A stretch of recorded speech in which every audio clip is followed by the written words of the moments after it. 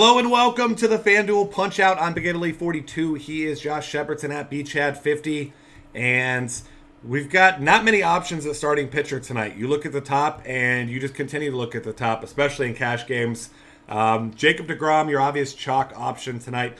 Big time favorite at Philadelphia. We know the story with this Philadelphia team. I mean, it legitimately is a AAA lineup now. He's a minus 220 favorite, 7.5 run total here. So he's your chalk play. And it's going to be tough to come away from him, but I do think there's one viable option if you do feel like you need to have one more big bat, and that's Hisashi Iwakuma. 7-run total, minus 170 favorite, pitching at Safeco Field. Obviously, a nice pitcher's park for you there. I'm not saying I'm recommending fading deGrom because he's your obvious play, but maybe if you run out 2 cash lineups or you're feeling a little bit frisky, I still think deGrom's going to be the highest score, but I think that Iwakuma will be close behind, so I don't think he's a terrible swerve off him, but there's not a single other pitcher I'm considering in cash games tonight. No, those are your top two, and I actually really like Iwakuma in GPPs as a $2,700 discount from deGrom, and I think deGrom's still going to be wildly popular in GPP since we don't have a game at Coors. We do have some high team totals today, but whenever there's not that game at Coors and there's not that game at the Rogers Center, it seems like people are more willing to pay up for that top ace, even if there are big totals on the board. So I do like Iwakuma a lot in GPPs as a swerve. I do think he's a nice swerve off of deGrom. If you just can't quite squeeze all those bats you want onto your cash games lineup, moving down 2,700 is a viable strategy. The other names that we're looking at are 100% GPP only plays, and one of those names is Julio Teheran for me. He's at home, which is a big deal for Teheran. His home road splits are just night and day. He's a man who looks like he should be pitching at the AAA level when he's on the road. When he's at home, he looks like a guy who could front a rotation. And it's kind of the same with the Rockies, basically. They look like a big league caliber team that can punish pitching at home, but you get them on the road, and it looks like the Bad News Bears out there, basically. Yep. So it's a perfect mesh of splits lining up nicely. Because Tehran's full season numbers aren't particularly good, could reduce his ownership rate a little bit in GPPs, I believe. But he's also in good form, too. Over the last 30 days, he's really been missing some bats, so I do like Teheran a bit tonight. You can use Eovaldi in GPPs because he is a pretty big home favorite. Or I shouldn't say pretty big, but at least a notable home favorite. The Astros, very righty-laden lineup, and Eovaldi much better against righties than lefties, so that certainly plays into his hands. Not reading too much into his home road splits because, unlike Teheran, there's not a big gap in walk rate and strikeout rate and the underlying stats. Really, the only difference between his home and road numbers is about 100 points of BAPIP. So, yes, he's been much better at home, but I'm not taking too much away from that. But if you want to chase the win, he's a pretty decent bet for that, but I just don't see the strikeout upside to love him. He's maybe a single bullet or two in GPPs, and then guy that I would like if he were cheaper, maybe you stick in 1 or 2 lineups with him because I do think he's still a very talented pitcher. His changeup and curveball are missing bats. That's Chris Medlin. But as you and I talked about before the show, you're hoping for 5 innings, maybe 6 if he's super efficient tonight because he is going to be on a pitch count. He's been stretched out in the bullpen a little bit. He threw 3 innings in his last relief appearance, but he's been in the bullpen. He wasn't optioned back to the minors to get stretched out. He did get stretched out when he was on his rehab assignment, but that was prior to ending up in that bullpen for the Royals. So you and I speculated. We haven't seen an actual firm pitch count, but I'd guess somewhere around 70 to 80 pitches tonight. So if he's efficient, you might get that 5 innings, might get that 6 and still get the W. The Orioles do strike out quite a bit against right-handed pitching, and he gets them outside of Camden Yards. So there are some things to like, but that pitch count really dampers a lot of his upside tonight. Yeah, I'm with you there. And that seems like the trend tonight with a lot of these cheap pitchers. Not a lot of guys with big upside. One guy I do like in tournaments, Jorge De La Rosa. $6,600. He's a lefty against Atlanta. This is the second worst offense in baseball over the past month. They have the lowest team ISO. Obviously, for part of that time, they didn't have Freddie Freeman, but he's also going to be in lefty-lefty matchup here. So, it's just not a great matchup for this team. One of the lowest totals on the board, seemingly every single night right now. So this is a spot where, De La Rosa's actually pitched pretty well recently. He did have 6 walks in his last game. but this isn't a particularly patient offense. So if he can keep that down, you don't expect him to go more than 6 innings. But if you go 6 innings, 4 or 5 Ks, maybe get some run support from those lefties because that's Tehran's biggest weakness. I don't think he's a bad option. And then same price, Robbie Ray. You don't like the park factors. You like the matchup overall because the Cardinals are 23rd in the league against lefties. Really low team ISO. They strike out almost 23% of the time. But Ray hasn't been in particularly great form recently. And, he's not a guy that you expect huge things from.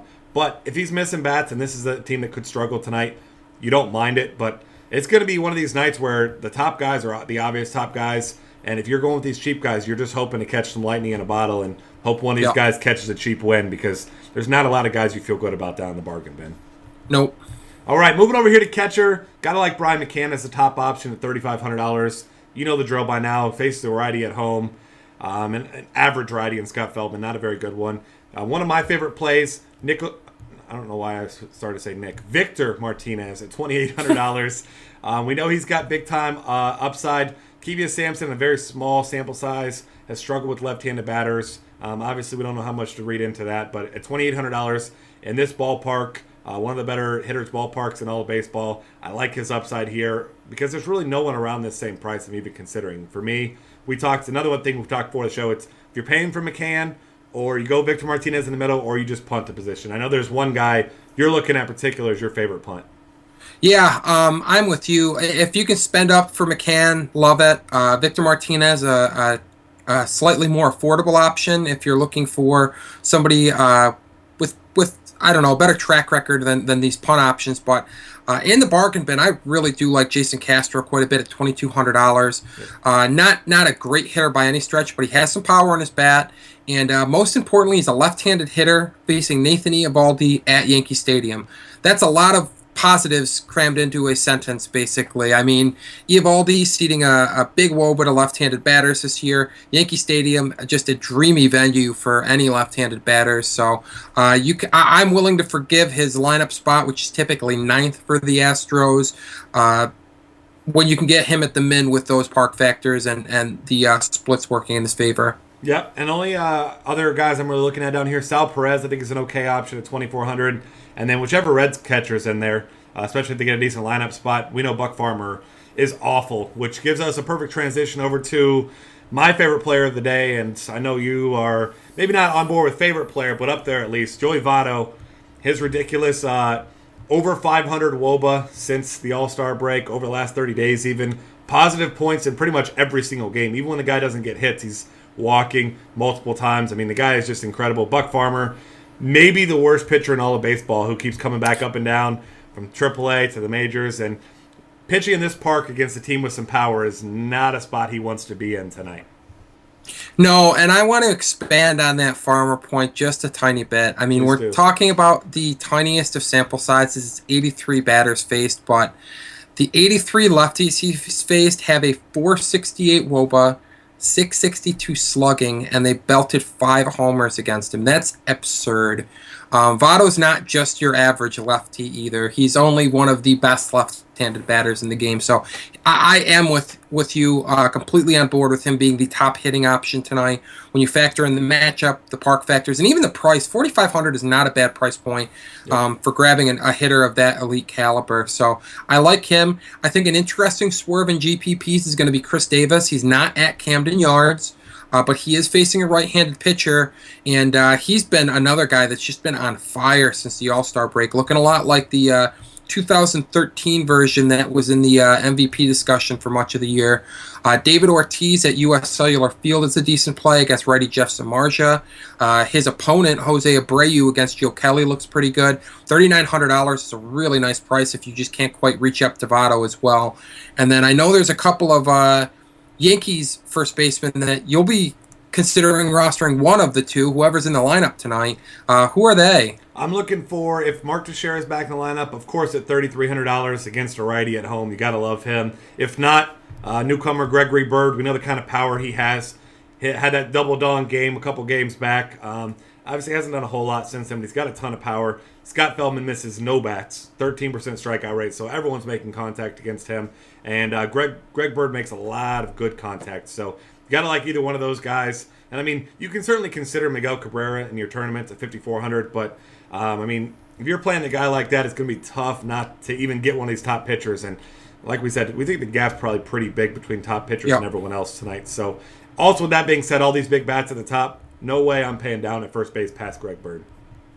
Nope, I agree. All right, second base and third base, not a whole lot of options that really stand out here. Second base, I think you and I are in agreement. Neil Walker is the guy you're looking at. Much better from the left side of the plate. Gets Tom Kohler, who hasn't been awful against lefties, but has struggled a little bit. And Neil Walker, I mean, anytime he's around this price, he's still underpriced everywhere. Facing a righty, I gotta love him. You don't love the park factors in Miami, but still, the Pirates are tied with the Reds, and I believe the White Sox is the highest team total on the night, 4.5. So gotta like him. If not, same exact price. Brandon Phillips leading off against Buck Farmer, and then one other guy that I like if you get to a nice lineup spot is Wilmer Flores, $2,700. Hits lefties really well. Obviously, had a couple big games recently. Those were also in Coors Field, but even prior to that, had a couple nice games. So I think Wilmer Flores is a nice little sneaky value play at 2,700. Yeah, and he's hit left-handed pitching hard this year, something he did in the minors but didn't do initially in the majors. And another big factor with him is the struggles of rookie Adam Morgan against right-handed batters. Morgan's allowed a 345 WOBA to right-handed batters so far in his career. Gotta like some of those Mets bats. Gotta like the Citizens Bank park factors for right-handed homers as well. So definitely a lot working in Flores' favor. And that doesn't even include the price point, which is really nice at just $2,700 as well. Yeah, I definitely like that. And then one guy that cheaper that I'll consider, Jonathan Scope, $2,400 if he's batting fifth or sixth. You don't love the matchup, like you said. Chris Medlin, I'm in agreement. I think he's a fine pitcher, but he's also not going to be in the game the entire time. So, but then again, it's also a pretty damn good bullpen. So I'll probably be sticking with those top three guys. Third base, not particularly pretty either over here. I think you and I agree that your default option, due to the great matchup, despite the fact that he's been struggling, he's got to be Todd Frazier at $2,900. Probably going to be a really popular play on tonight's slate, I would imagine, because you got some other guys. Matt Carpenter is in Arizona, but it's a lefty-lefty matchup. Kyle Seager's at home, but also facing lefty. It is a bad lefty, so I think if you're paying up, what do you go, Machado or A-Rod? What do you like better? I'm leaning A-Rod, and that's just based on the park factors and Scott Feldman's inability to miss bats. But Machado is really the only other pricey option that I would consider up there. I'm not going to pay all the way up to Arenado on the road. Murphy faces a lefty tonight. So it's Machado or A-Rod if you're hell-bent on spending. But I'm with you. I like the price point on Frazier. I think he's going to be one of the highest owned cash games plays just because he's under 3,000. He's facing a bad pitcher. The Reds have a huge total tonight. And then nice swerve off of him in GPPs, I think, is just $100 cheaper. Juan Uribe at $2,800. Getting back to Adam Morgan again. Struggles with righties. Ballpark factors are working in Uribe's favor. He had a nice series in Colorado. Reached the seats once. And Uribe's been doing work against lefties this year. So I do think he's a nice GPP play because I just don't see him be netting much ownership when he's priced so close to Todd Frazier. Yeah, I completely agree there. And then there are a couple bargain bin guys. Luis Valbuena, power lefty in Yankee Stadium. I mean, that's all he does is hit the ball hard or completely miss. He's been pretty terrible recently, actually, outside of a home run 2 games ago. Just 3 total hits in his last 10 games here. I'm sorry, last 9 starts, I should say.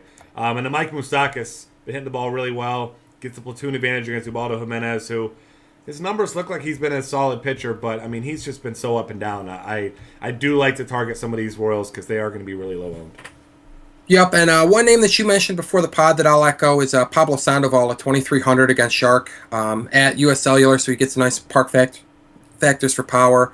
And Josh Harrison, part of that big total there for the Pirates at 26 is a nice price point too. So while the position lacks like superstar power and great matchups, there's some real bargains at third base tonight, and there's some depth to the position in that middling. I guess if we were to tier these guys, I'd call it a very robust tier 2 tonight. Yeah, absolutely. I mean, so you're going to need value to fit a guy like Jacob deGrom, so third base may be the place to take advantage of that. Shortstop is actually the place to really take advantage of that because if you're playing cash games and you are not playing Johnny Peralta, I'm not sure what you're thinking. He's facing a lefty who struggles with righties at Chase Field, one of the better ballparks in all baseball. And Peralta hasn't been great recently, but he's still reached base in each of his last 9 starts at least once. Near minimum salary in this matchup. I can't fathom a cash game lineup without him tonight. It's just click him in and move on. It's not to say there aren't other options, but at that price point, I mean, he's an auto play. Yeah, the only question is whether he's going to be over 70% owned or over 80% owned tonight at shortstop, because at basically the minimum, almost the minimum price, just 100 more than that, he's going to be an easy selection for a lot of people, and I don't see any reason to swerve off him. I'm still going to use him in some GPPs as well, even though I don't typically like to have a ton of high-owned guys. But what he allows you to do with your roster is huge, and he will have some slightly lower ownership in GPPs than in cash games because people will try to get off of the popular play, which does help if he delivers like I expect him to. But a couple other names I'm looking at in GPPs: Eugenio Suarez for 2,700. Get a piece of that big total, get a piece of Buck Farmer, can't argue with that. And then Jung-Ho Kang against Tom Kohler, another big total, going to jump on those Pirates bats, and Gang's been really good as a regular. Yeah, I mean, I had the double dong game a couple of games ago. He's got a ton of power, so you got to like that. And then I'll go back to a guy I love to play for cheap when he's in the lineup, Marwin Gonzalez. Mentioning Eovaldi's struggles with lefties. Marwin, especially if he's batting second, certainly won't be pivoting off to him in cash games, but at the same exact price as Peralta, I think he's a nice swerve in GPPs. Yep. Outfield options, Nelson Cruz gets a lefty and a bad old lefty, and Felix Doubront tonight. Obviously it's in Seattle, but Nelson Cruz cares not what ballpark he's hitting in. He's just been absolutely locked in. Still leading the majors in home runs. Only Chris Davis really even putting up a fight at this point, but good luck catching him. I think if you're paying up in the outfield, if there's one guy I'm going to pay near that price for in a cash game, it would be him because he's just got such a great floor. I like him. You like A.J. Pollock. You don't like the matchup, but you like the fact that he has 11 hits in his last 3 games and 22 in his last 10. So still that under-owned, overlooked superstar that no one ever wants to play, but when you see him in GPP lineups and he has a big game, you see him near the top because he's just an absolute beast. You can consider the Colorado lefties against Tehran, who we mentioned is very good at home, but not good against lefties, over 370 WOBA allowed. I think Gonzalez is going to be the chalkier play, so Blackman, obviously not as much power, but tons of stolen base upside, so I think if you're looking for the lower owned of the two, it's easily going to be Blackman tonight in GPPs. Yeah, I agree with that assessment. A couple other, I'll add Andrew McCutchen to the mix up near the top.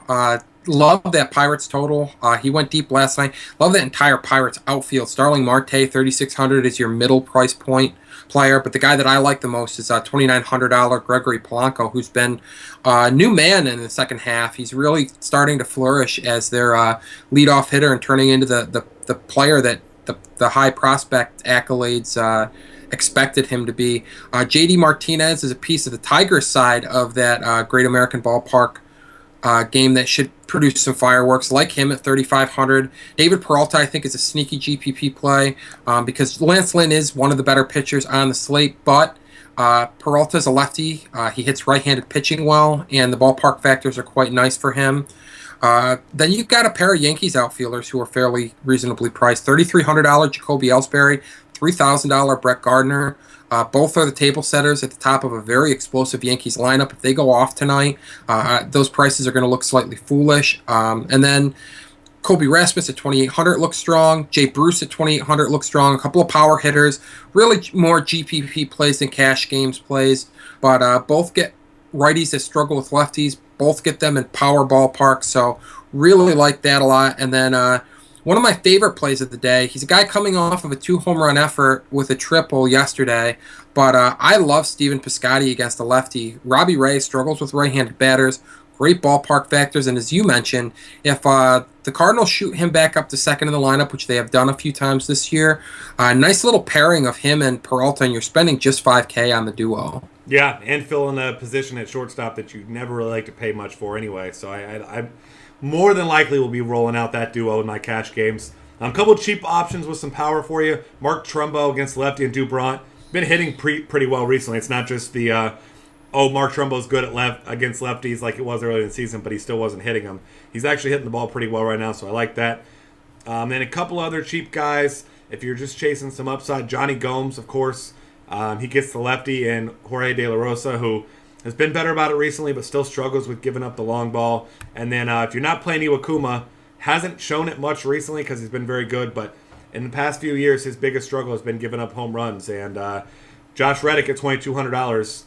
Not many people have got the ball in the air against Iwakuma recently, but taking a flyer at min salary with a guy with some power may not be a bad way to go in some GBPs, especially because Iwakuma should easily be the second highest owned pitcher tonight.